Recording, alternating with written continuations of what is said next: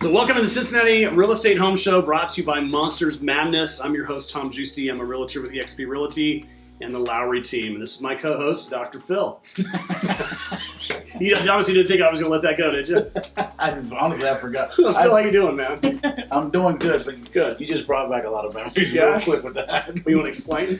Okay, so I had my mortgage company back in the early 90s, and one of the things that we did was we talked about, or Dr. Phil was coming out. And so I did a bunch of commercials. I did a lot of TV, a lot of radio, did a lot of stuff. Cool. And it was a great company. It was really a good deal. But one of the sayings that we did was, look, I'm not a doctor, but I do make house calls. So You still make house calls? we still make house calls. That's cool. What's funny is, technology has came so far. Yeah, Now we can just do a lot of it from the phone with the mobile app. So it's some pretty cool stuff there. that is cool, man. But back in the day, it was all handwritten. Yeah. And a lot of times people couldn't get to the office, so we would go to them.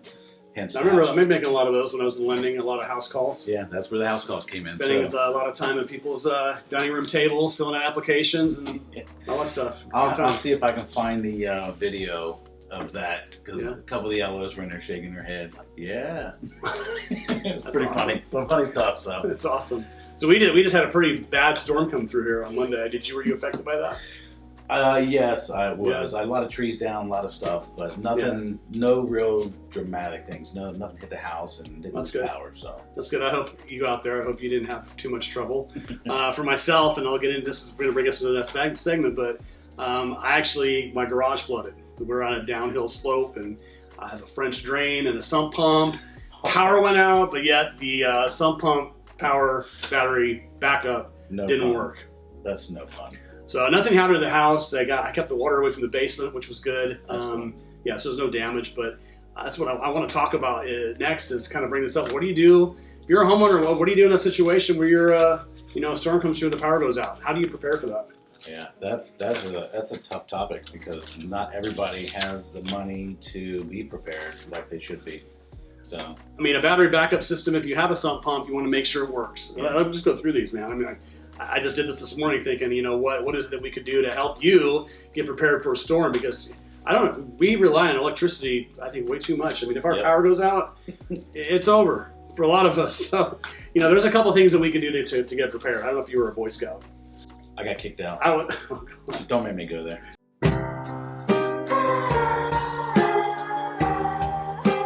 we're not going to go to that story. No, you don't know. The Boy Scout motto is always be prepared, right? Remember that? Yeah. So you want to prepare now. You want to actually check the things in your home, like your sump pump. Make sure it's working. Yeah. If it's not working, you're going to be in a heap of trouble.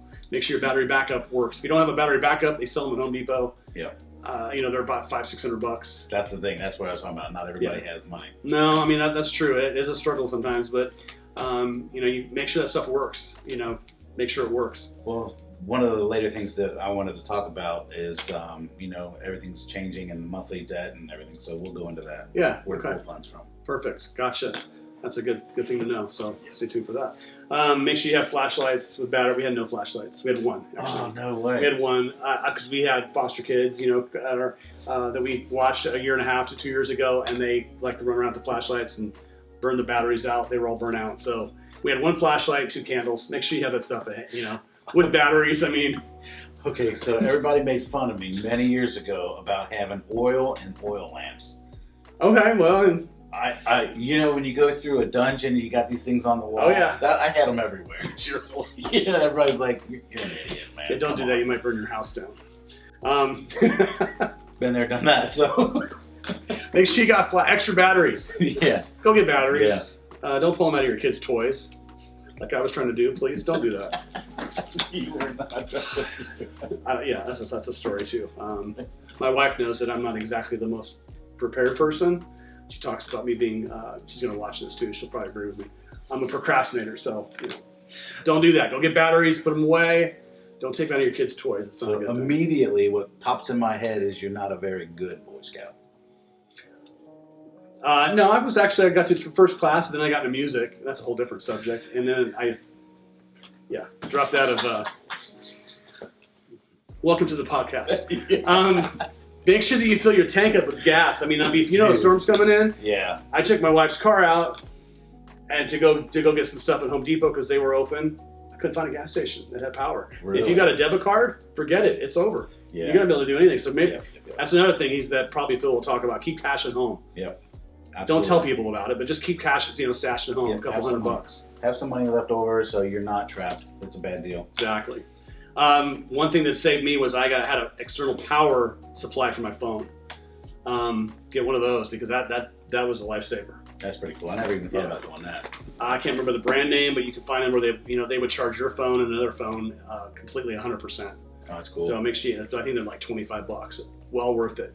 So go get a phone charger. That way, if your phone's running out of juice and you need to be able to get a hold of family or your friends, you've got something you can charge it with. It's amazing how much we depend on technology now. I know. The batteries for the phones, the Yeah. batteries for your car. So what happens if you have a Tesla or a car that's battery operated now, and then your battery goes down? Are you not driving anywhere now? I have no idea. But Unless if you you have, like, a have Prius. that car, make sure you comment and let me know, because I want to know what your plan is. Yeah. You can't, but you had a battery backup in your garage, right? I don't know. Does it such thing for? Well, I guess.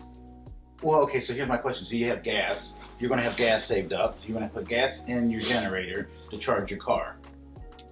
Is that how that would work? Absolutely. Comment. Let me know. Yeah. I'd love to know what the plan is. We'll let you know your answers the next time we film this. So Yeah. as soon as we publish it. That's awesome. No, that's a great point. Great point. Yeah. So extra water. Just get some bottled water, put it in your garage, rotate it. That's what I'm doing in my family. So Yep. good idea. And second to last thing is generator. Not everybody can spend money on a generator. They're pretty pricey. So if you need a budget for it and save up for it, do so. I don't have one. We need to get one. I know that. Yep. So you could run your AC or your heater when the power's out.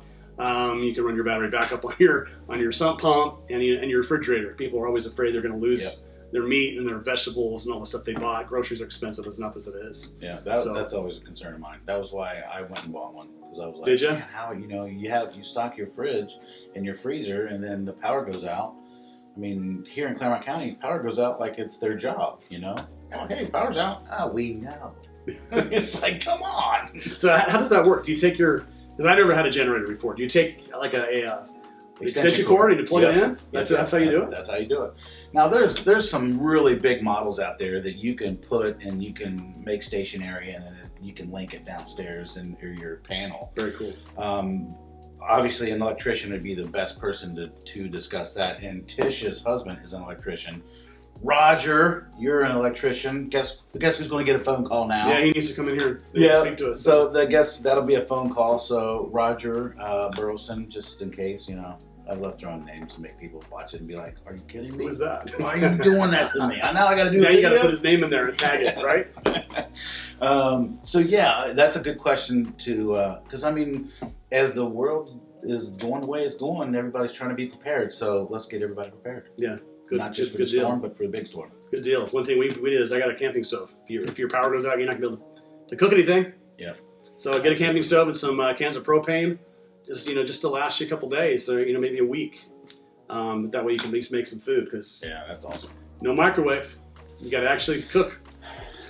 For those of us that don't, I love cooking, so I don't have a problem with that at all. But yeah, do you like to cook? I love it. I love to cook. I do most of the cooking in my family, so that's funny. I do too. I absolutely do. Yeah, I watch a lot of Gordon Ramsay videos. Yeah, we should have Gordon. Just so you know, we're watching your videos. Perfect. So prepare all that.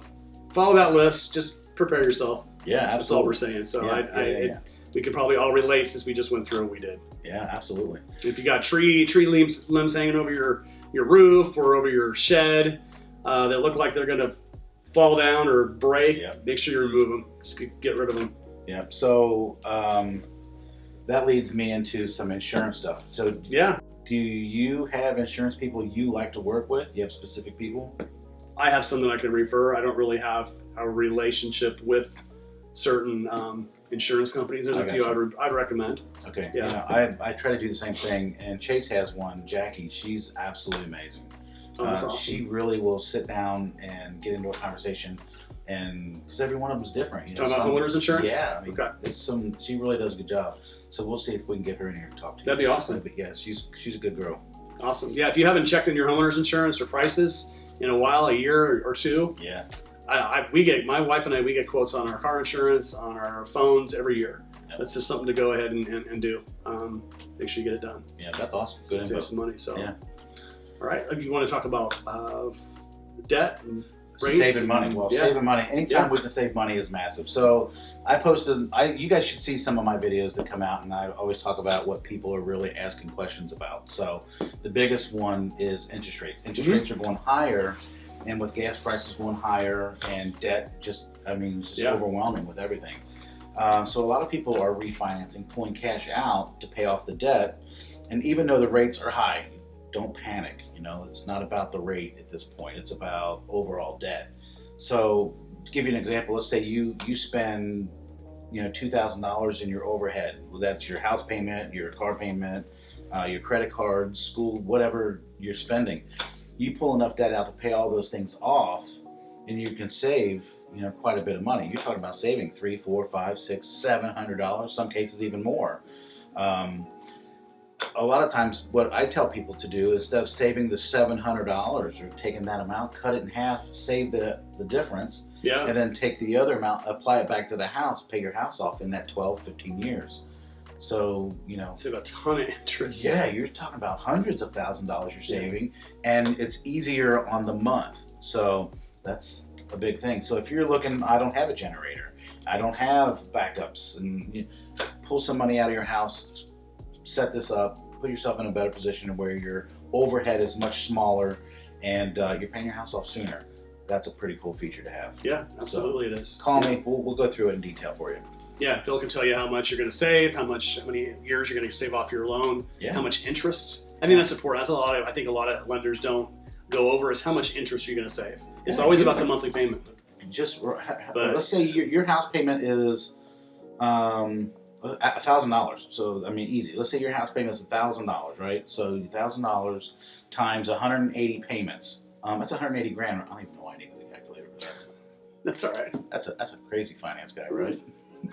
I never do anything without a calculator. But yeah, that's 180 grand you're saving.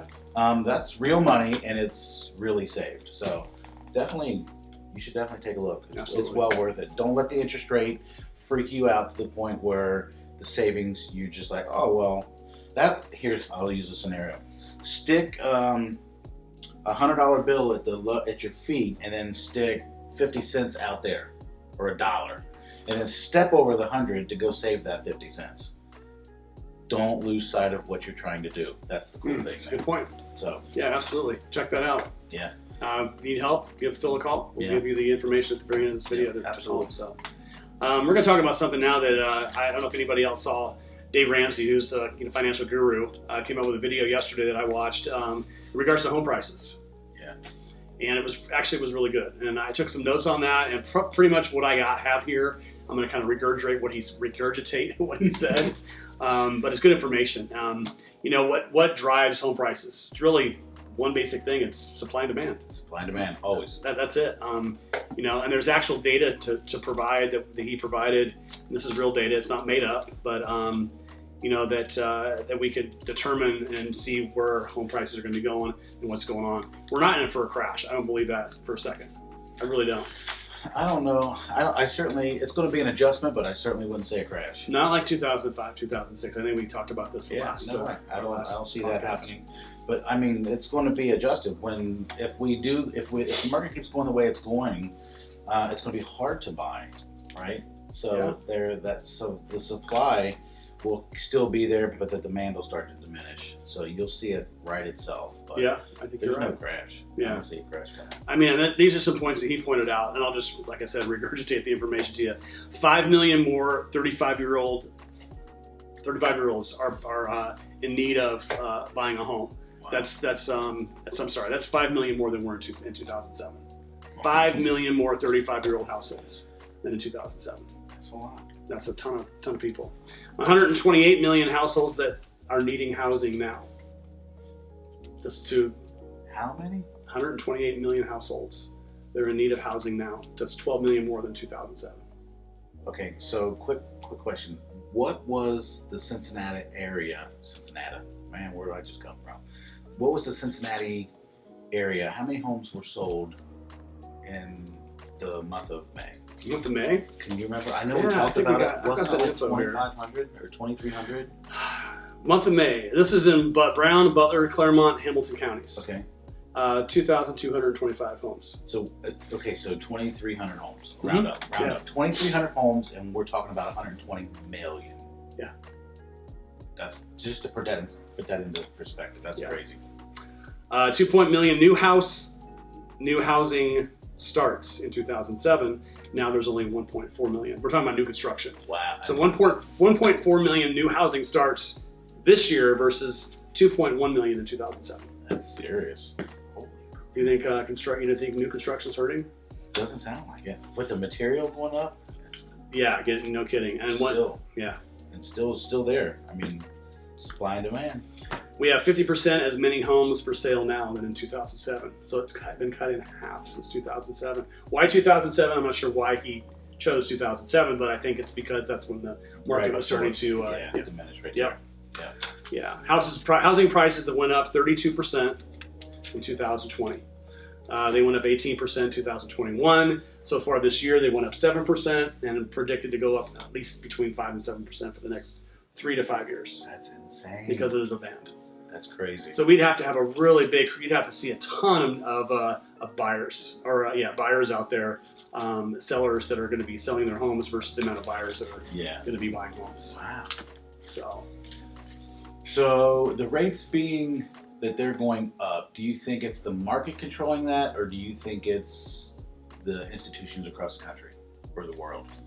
that's a really good question. I think my personal opinion, I'm not getting political. Yeah. I think it has to do with our institutions. That's what I think. I was afraid of that, but yeah, I agree. Yeah. So unless there's a correction there, I want to talk about the feds real quick.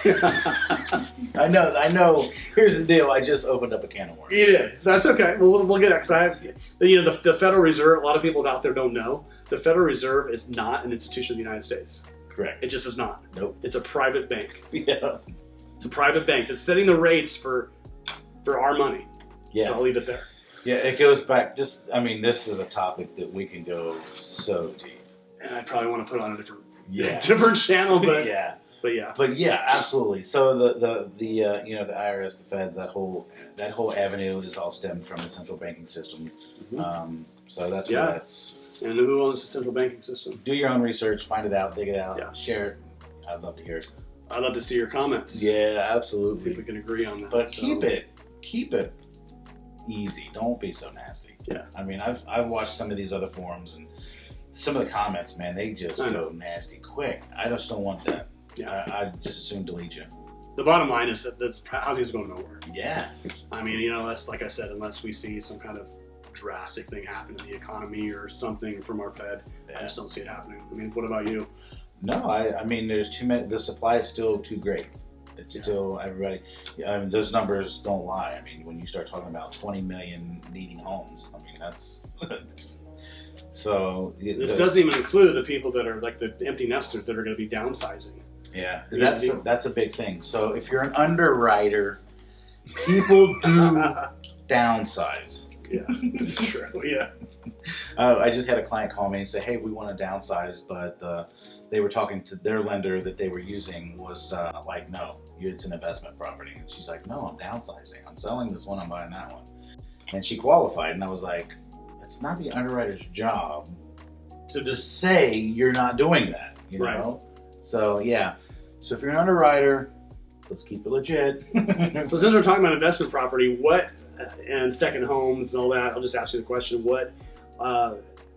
Say somebody wants to buy a 4-unit or a duplex, Yeah. and they move into half of it or Yeah. 1 unit of it. Can they still claim that as an owner-occupied property? Oh, absolutely. Yeah? Without a doubt. Yeah. If you're going to live in a property, absolutely. And so you'll have some of the parents out there that are like, "Hey, it's time I want to help my kid buy a house," and they're in college. So what they'll do is the kid will go in there and they'll finance the house, and it'll be an owner occupied because the kid's going in there, and then the other half's being rented, and you get to count that rental income. So absolutely. That's cool. What about down payment, like on an investment property? Investment. Is that different Okay, than so we're getting into loans now, but that's fine. no, We can talk about this it. is huge. So if you're an investor, you already know that you're paying points for the program. Before the rates were just a little bit higher. What's the point? Sorry. Okay, so if you're going to pay a point, it's 1% of your loan amount. So whatever the loan amount is, 100,000. 1 point would be $1,000. Perfect. Okay. And you have to pay points now to get the program, which is crazy because you're already tapped at 25-30% down. Yeah. And I don't know if it's the institutions or if it's I'm not savvy enough and I'm not in the loop enough to say who's controlling that process or where it is. So, but each lender across the country is all feeling that pinch. Nobody wants to charge points. It's not fun. The bank's not making that money. Right? It's not something that's like, oh, we're charging 10 points and we're making more money. No, that's not how it's working. That cost is being pushed out to actually get the product. So there's that. So you're talking about 25% down. You're talking about taking a higher rate and you're paying points for the program. So I feel like they're just trying to control the market a little bit more. It makes sense. The government loves to put people owner occupied in homes. So when you see foreclosures and you see all these things happen, people that are moving into the property, the banks want to sell to them first and then investors second. And then with all these adjustments to the product, it's forcing that situation.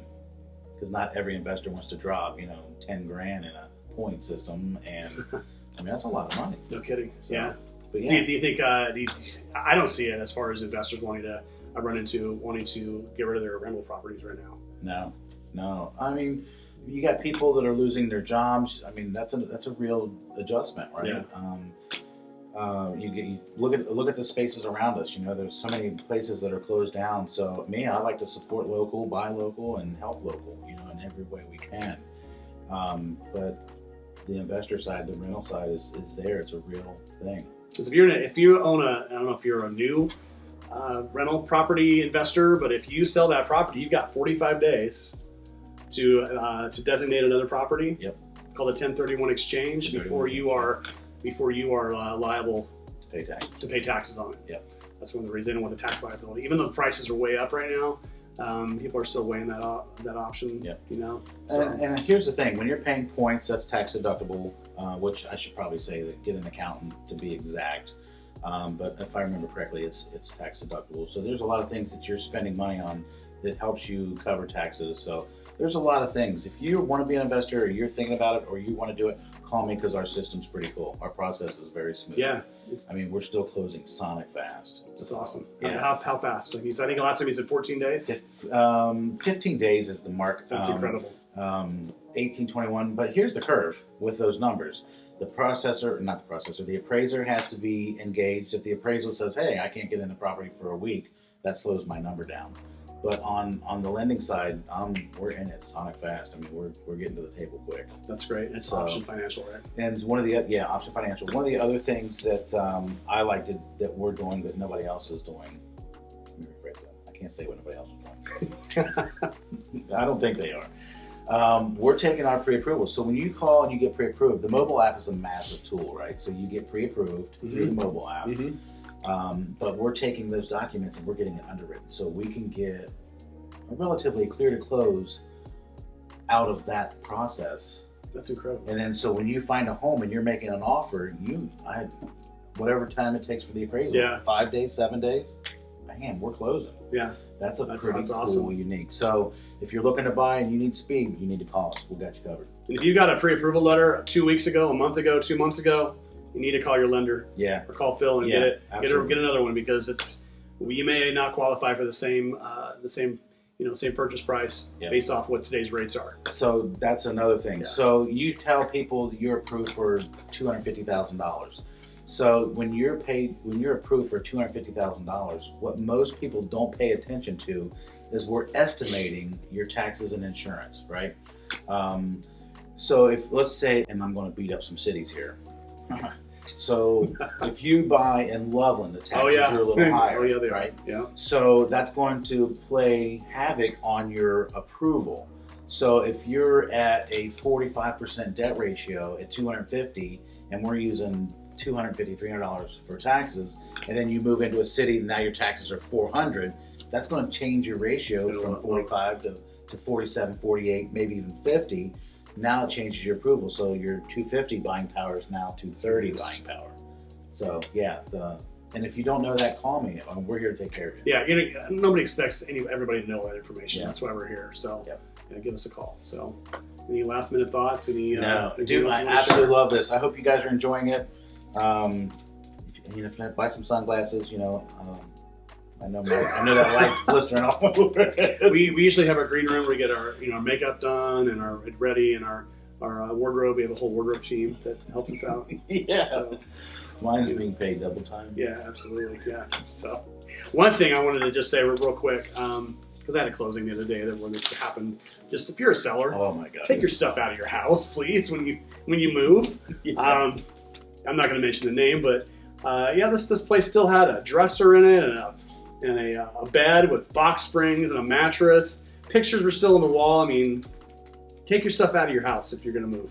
My favorite part of that story is when you say, "Hey, you need to get your stuff out," and he's like, "I'll try." What? Yeah. So you just the owners, just get your stuff out of there, please. You got a buyer moving in. They're excited about moving in their new house. They got a U-Haul truck outside. The last thing they want to do is move a mattress out of a bedroom. Yes, please. So if I'm your agent and you play, I hope that I would be. I'll make sure that good stuff gets done for you. If you're a buyer, Absolutely. You gotta stand up for your clients. So that's exactly what I would do. Yep. All right, brother. Anything else? Nope. I'll see you next week. Well, thanks, you guys. Again, I'm Tom with eXp Realty, the Lowry team. This is Phil Nab, and we appreciate it. And stay classy, Cincinnati. See you.